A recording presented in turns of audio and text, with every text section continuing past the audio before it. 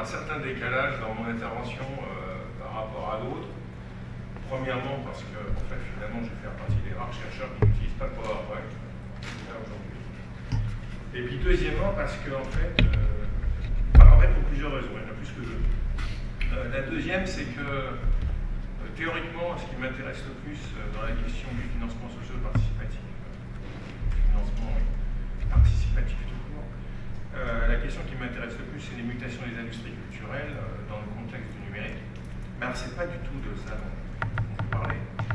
Parce que finalement, j'ai décidé plutôt de partir sur la production participative, mais en plus, vous allez voir, il y a des liens avec plusieurs interventions qui ont été effectuées jusque-là, mais en plus, je ne vais pas lier la question de la production participative dans mon intervention. Je ne dis pas évidemment qu'elle ne l'allait pas, mais je ne vais pas la lier avec le financement participatif.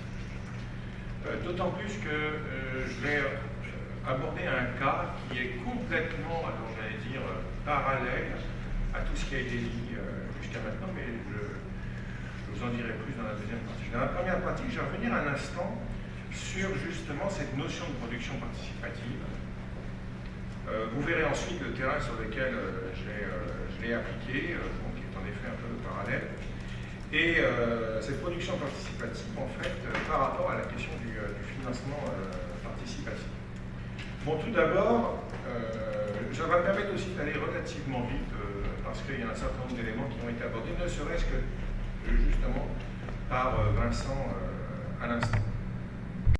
Constater que pendant le colloque, il a beaucoup été question en fait de proximité, de communauté, de local également, alors que, comme vous allez le voir, l'exemple que je vais prendre, l'exemple parallèle que je vais prendre, j'ose pas dire hors sujet en fait, est un exemple qui n'est ni local, ni communautaire, et qui vise en fait une population relativement plus vaste, même si cette population, vous allez le voir, est relativement limitée par ailleurs. Mais tout d'abord, je vais revenir quelques instants sur les termes dont il est question ici. Bon, tout d'abord, les traductions ne sont jamais neutres, hein, comme on le sait bien. Si on emploie les termes de crowdsourcing ou crowdfunding, il n'est pas du tout, j'allais dire, spontané d'employer des termes et de traduire, par exemple, le Fonds des médias du Canada, par exemple, préfère l'expression d'externalisation ouverte. Bon, j'ai plutôt choisi celle de production participative, mais ça ne renvoie pas exactement aux mêmes notions. On n'a pas repris en langue française le mot foule, alors que celui-ci, justement, apparaît dans l'expression en anglais. Comme je le disais à l'instant, finalement, le terme de communauté est revenu très souvent pendant ces 2 jours-là, mais le terme de communauté également est un terme qui est complexe. Complexe en partie du fait des questions de traduction. Le terme de communauté a en langue française, de par le poids de la sociologie française, une signification relativement lourde, alors que le terme community en anglais a une signification beaucoup plus lâche. Donc vous voyez comme on pourrait, alors je ne vais pas développer ça, mais la question même de la traduction est une question extrêmement complexe. Par ailleurs, donc, à partir de là, moi je m'intéresse à la question, en fait, j'ai employé l'expression production participative, et c'est plutôt l'expression que j'emploie, parce que le terme participatif m'intéresse et m'interpelle, en fait, depuis bien des années. La difficulté, en effet, commence, me semble-t-il, justement, dès qu'on cherche à analyser aussi les rapports entre, alors si je reprends les termes anglais, le crowdsourcing et le crowdfunding. Parce qu'il y a d'une part une vision selon laquelle le crowdfunding ferait partie, en fait, du crowdsourcing, en serait une composante. C'est par exemple le point de vue du Fonds des médias du Canada et d'un certain nombre d'autres auteurs. En revanche, pour d'autres, en fait, les relations ne sont pas aussi simples. Un auteur comme Brabham considère par exemple que le financement participatif se limite à un mode de financement qui est alternatif au circuit traditionnel. On a vu que c'est plus complexe que ça pendant les 2 jours du colloque, mais la dimension financement est quand même évidemment à la base, généralement, et l'objectif, en fait, même s'il y a beaucoup d'autres composantes, comme on l'a vu, de la recherche de financement. En fait, Brabham justifie son propos en précisant que dans la grande majorité des cas, les personnes qui donnent, alors là je m'intéresse ici du point de vue des personnes qui donnent, hein, les personnes qui donnent dans le cadre de campagnes de financement participatif se contentent le plus souvent de donner de l'argent et n'ont pas véritablement de pouvoir en termes de participation, hein, puisque c'est bien le terme de participation qui m'intéresse. Alors j'ai plutôt tendance, à partir d'un point de vue critique, en fait, à reprendre à mon propos les interrogations de Brabham. Si on a pu voir dans le cadre du colloque cerner en quoi consiste le financement participatif, il me semble que l'expression de production participative, elle, est extrêmement floue. De quelle production s'agit-il? Production marchande, production non marchande? Est-ce que c'est une production qui est complètement intégrée dans le système économique dominant, plutôt située aux marges?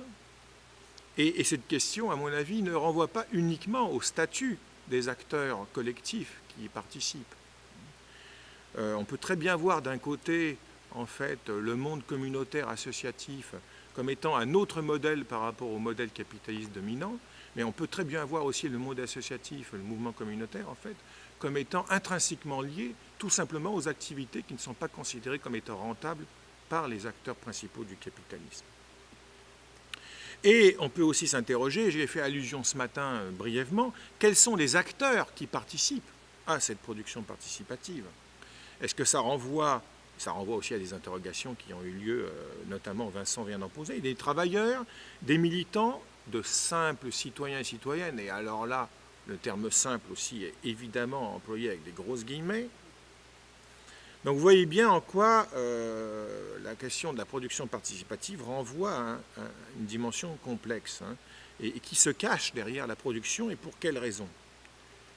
Ensuite, le terme participatif, lui aussi, est extrêmement piégé. Est-ce qu'il est question de participer à une production culturelle en tant que telle, en dehors des aspects financiers? Est-ce que les interventions ont lieu en amont, dès la phase de création de la production, plutôt en aval? Ça renverrait par exemple également à l'intervention de Svet, hein, sur la mobilisation du streaming en live en complément par rapport aux travaux sur le sociofinancement. Et à nouveau, qui est susceptible en fait de participer? Alors on peut avoir des questions générales et puis aussi elles peuvent être plus fines, hein. Par exemple, alors question parmi d'autres, il y en aurait beaucoup, hein. Si toutes les activités sont en ligne, par exemple, est-ce que ça signifie qu'il y a déjà une sélection par les dispositifs techniques mobilisés eux-mêmes, le réseau Internet, les ordinateurs, tablettes, téléphones mobiles, etc. Par ailleurs, puisqu'on parle ici de dispositifs techniques communicationnels, il me semble pertinent de rappeler que ces notions de collaboration, notions de participation, notions de coopération, évidemment, ne sont pas nouvelles, hein. Dans le cadre du numérique, par exemple, elles sont même au fondement, hein, nous rappellent certains auteurs qui se sont intéressés à l'histoire du réseau Internet, elles sont même au fondement, hein, de la création d'Internet. Et puis beaucoup plus récemment, hein, sans remonter aux années 60 et 70, hein, on peut évidemment ici renvoyer aux expressions telles que web collaboratif, hein, ou web 2.0 à partir donc des années 2000. Alors, comme je sens que mon temps est compté, je pense que je vais sauter un certain nombre d'éléments, parce que vous savez certainement, s'il y en a parmi vous qui éventuellement ne seraient pas familiers avec toutes ces questions-là, je renverrai au bouquin de Philippe Bouquian et Jacob Matthews, qui est situé à ma gauche, un bouquin qui date de 2010, si je ne me trompe, qui est tout à fait intéressant sur cette question.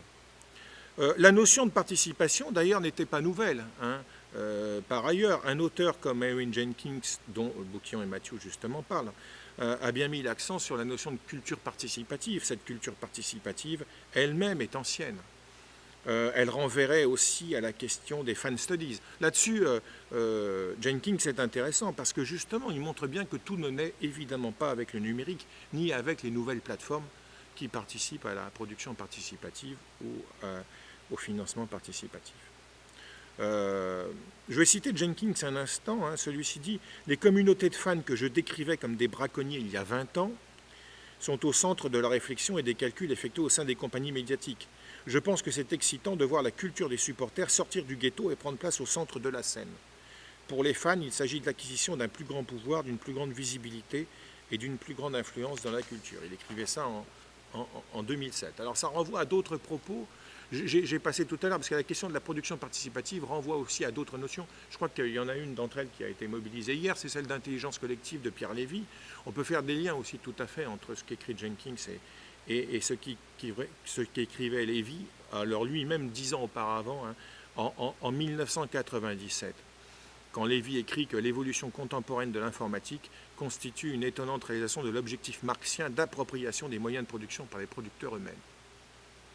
J'ai un vieux projet de recherche qui n'a jamais été financé, et peut-être que je pourrais lancer une campagne de sociofinancement, bon, sauf que j'ai bien d'autres choses à faire, mais un vieux projet de recherche, une vieille idée de projet de recherche, justement, c'est de reprendre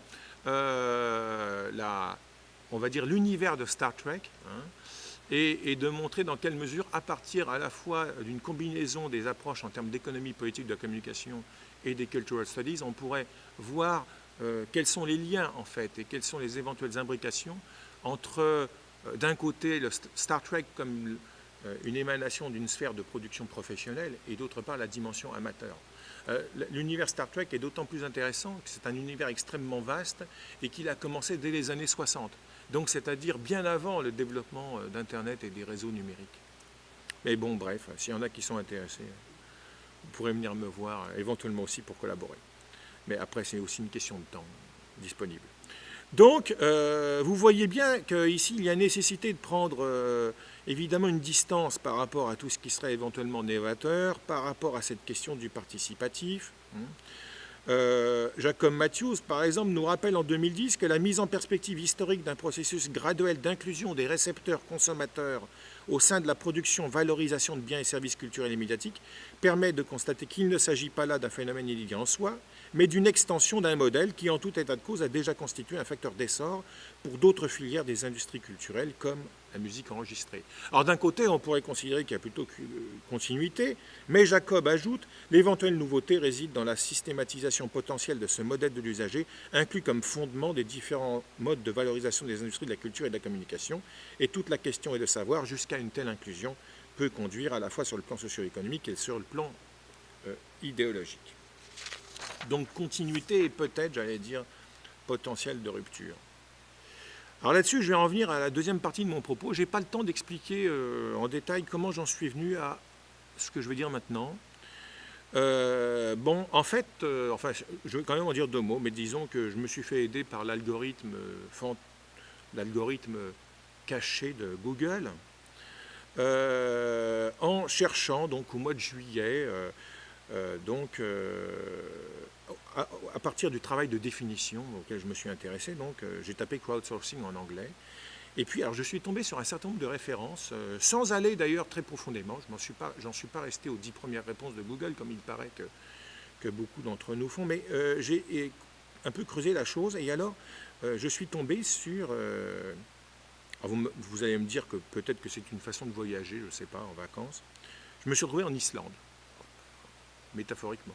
Je me suis retrouvé en Islande parce que, alors, et je vais vous en parler quelques instants, du moins si j'ai le temps, je suis tombé sur une autre expression, il y a crowdsourced constitution. Voilà. Et alors, c'était une question qui m'avait intéressé il y a quelques années, mais je n'avais pas du tout creusé la chose, donc je me suis pris au jeu de faire une recherche documentaire sur un événement, ce qui s'est passé en Islande il y a quelques années, dont vous avez peut-être entendu parler. Et vous allez voir que ceci n'est pas sans lien avec cela. Alors, je dispose de combien de temps encore ? 6 minutes. Bon.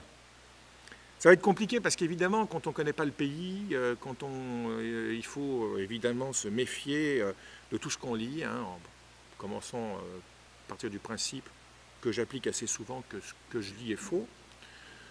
Donc c'est seulement en recoupant un certain nombre de fois, en voyant d'où sont originaires les auteurs, en lisant, on a la chance, l'Islande est un pays qui est, je crois, officiellement d'ailleurs bilingue, hein, donc il y a pas mal de documents qui sont officiels et en anglais, ça facilite quand même l'accès. Alors très rapidement, 2008, crise économico-financière que vous connaissez, en 2008, l'Islande est un pays parmi les plus riches au monde. Vous avez 3 banques qui jouent un rôle considérable, 3 banques privatisées en 1998, la crise éclate. Pour vous donner simplement 2 chiffres qui témoignent de la crise, avant le début de la crise, le chômage est de 2%, et 3 ans plus tard, le chômage est de 9%. Il y a une perte très forte de confiance de la majorité des électeurs et des électrices envers le pouvoir, la classe politique. Cette classe politique est notamment accusée d'entretenir des relations très problématiques avec les milieux d'affaires, entre autres des relations entre les dirigeants politiques et puis les dirigeants des banques en question. Et alors, changement de gouvernement, un gouvernement social-démocrate et écologiste arrive au pouvoir, ce qui est très très rare en Islande, puisque en fait le siècle précédent avait été marqué par une très très grande continuité de gouvernements conservateurs. Décision est prise d'ailleurs aux grandes dames du FMI, c'est intéressant d'aller voir les réactions du FMI à ce moment-là, décision est prise de renationaliser les 3 banques. Tout se passe donc à partir de 2009. Et le gouvernement conservateur, d'ailleurs, démissionne en janvier 2009 suite aux mobilisations sociales. L'élaboration donc d'une nouvelle constitution va s'effectuer donc sous la supervision d'un conseil de 25 représentants de la société civile élus lors de scrutins ouverts. Le Parlement islandais, qui est dominé donc par cette nouvelle coalition au pouvoir, adopte une loi qui prévoit donc la création en 2010 donc d'un forum national, une assemblée qui est tirée au sort censée représenter la population islandaise. Alors je passe très vite, il y a 3 étapes.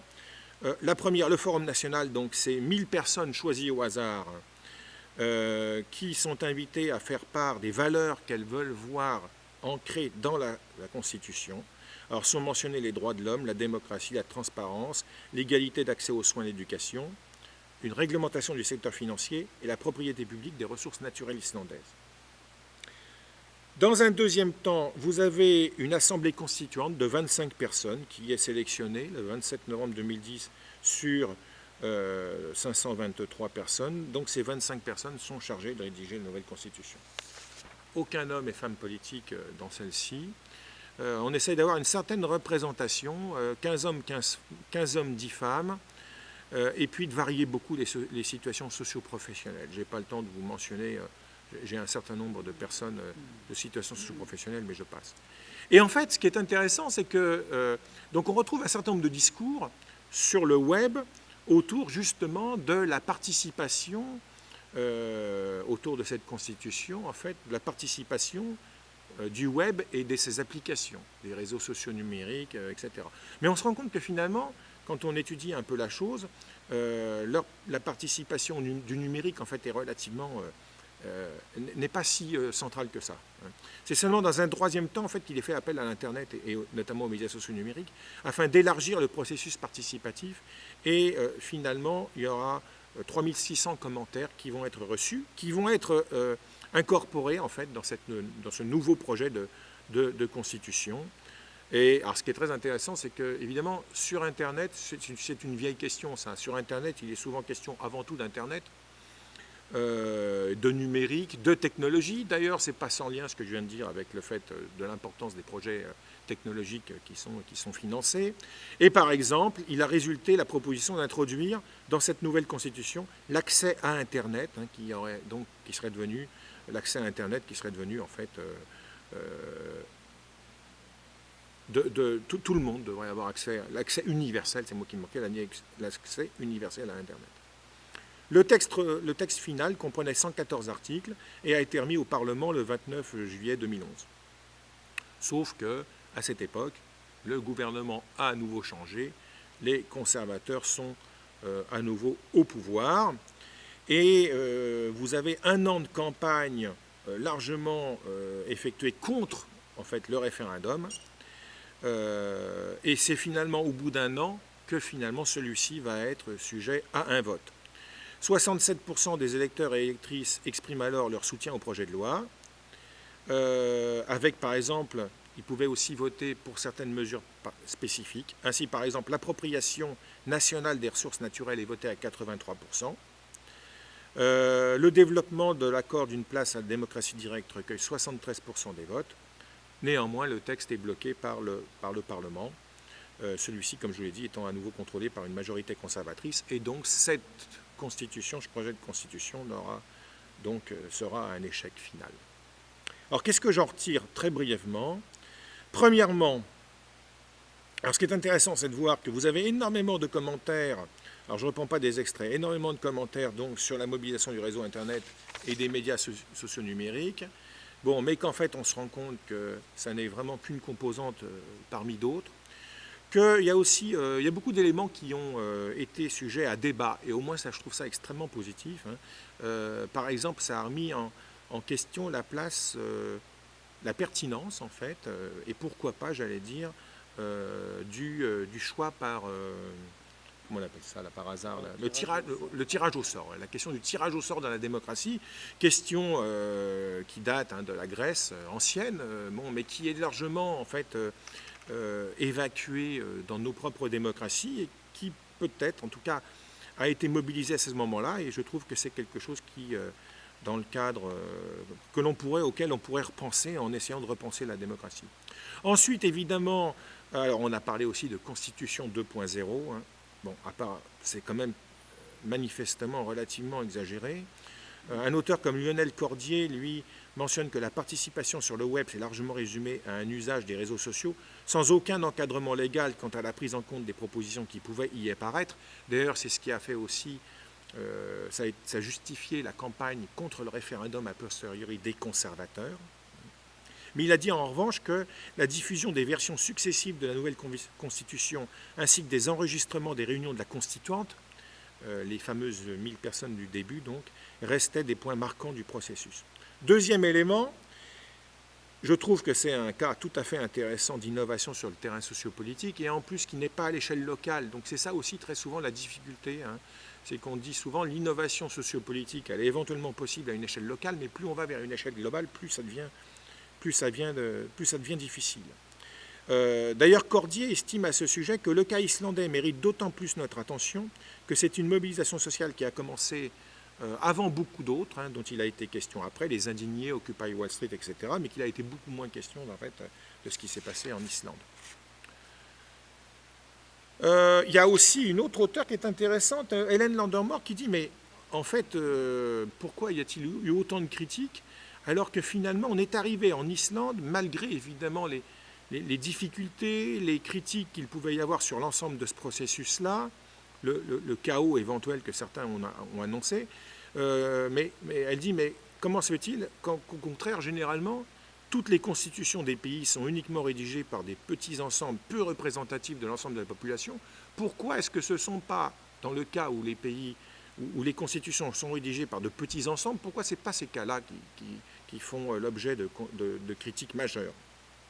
Et il me semble aussi que c'est tout à fait intéressant, du moins si on accorde de l'importance au mot démocratie. Je terminerai en disant qu'en fait, bon, il s'est trouvé aussi, alors c'est tout à fait fondamental, je pense, parce que je pense qu'on ne peut pas s'intéresser à la question de production participative sans s'intéresser aux acteurs qui sont derrière. Ce qu'on constate aussi à l'étude, c'est que, en fait, il y a des conflits entre diverses institutions. Il y a eu des conflits permanents entre le Parlement d'un côté, la Cour suprême, et puis l'Assemblée, la fameuse Assemblée constituante, chacun remettant en cause plus ou moins la légitimité de l'autre. C'est ce qui explique aussi pour certains que finalement ça a échoué. Enfin, je dirais, là je peux pas, je suis obligé de passer plus rapidement. Enfin, je dirais sur le fond du texte, il y avait un certain élément pour l'avoir lu, en avoir repris certains éléments. Je pense qu'il y avait des choses qui étaient intéressantes. Je pense que la proclamation de la propriété nationale des ressources naturelles, par exemple, était quelque chose de tout à fait intéressant. Il y a eu aussi un travail sur le droit à l'information et à la transparence gouvernementale, bien que là encore, ce sont des mots, le mot transparence est un mot certainement à envisager avec également des guillemets. Il y a eu aussi des questions qui ont été abordées dans la Constitution sur les droits de l'enfance, des protections des animaux, des espèces en danger, ce qui est aussi d'ailleurs un thème important à notre époque. Mais finalement, me semble-t-il, et je vais conclure là-dessus, il y avait aussi une question de contexte en fait. C'est qu'on ne peut pas travailler sur ce genre en fait, de pratiques d'innovation sociopolitique sans s'intéresser à la fois au contexte dans lequel cette innovation a lieu et sans s'intéresser aussi au type d'acteurs qui sont mobilisés. Bon, alors évidemment, quand j'emploie le terme de contexte, ça renvoie à beaucoup de choses, à une dimension à la fois politique, économique, géographique, culturelle, technologique. Hein. Et puis si on veut bien faire son travail, normalement on devrait mobiliser toutes ces dimensions de façon concurrente, sauf à faire du déterminisme. Et ma perspective est plutôt s'intègre plutôt dans une perspective de détermination sociale multiple. Bon, mais c'est facile à dire, plus facile à dire, plus difficile à faire. D'autant plus que également, par exemple, j'ai mentionné alors pas mon intérêt, mais je vais le mentionner maintenant, mon intérêt sur l'économie politique de la communication et les cultural studies, mais la notion même de contexte ne renvoie pas exactement à la même chose. Il suffit de voir, si ça vous intéresse, le débat d'il y a 20 ans entre Garnham et Grossberg là-dessus, dans lequel il était question aussi de contexte. Et puis en fait, quant au type d'acteurs sociaux, là aussi, je crois que c'est très important dans l'analyse de distinguer différents types d'acteurs sociaux. Alors ça renverrait également à la question de la fameuse communauté, là. Et puis là-dessus, alors je vais aussi reprendre un auteur qui a quelques années, hein, c'est Yves Delahaye, qui dans les années 80 nous avait invité, dès qu'on parlait de société et d'acteurs sociaux, à distinguer au moins 3 composantes. Hein. D'un côté, les institutions étatiques, les entreprises privées, et puis les composantes de la société civile. Bien qu'en revanche, évidemment, la société civile, c'est aussi un exemple extrêmement composite, et je vous inviterai aussi à mettre des guillemets. Mais néanmoins, en tout cas, parler des différentes composantes de nos sociétés, ça me semble plus complexe que parler simplement de communauté, par exemple. Voilà, je vais m'arrêter là-dessus. Merci Eric.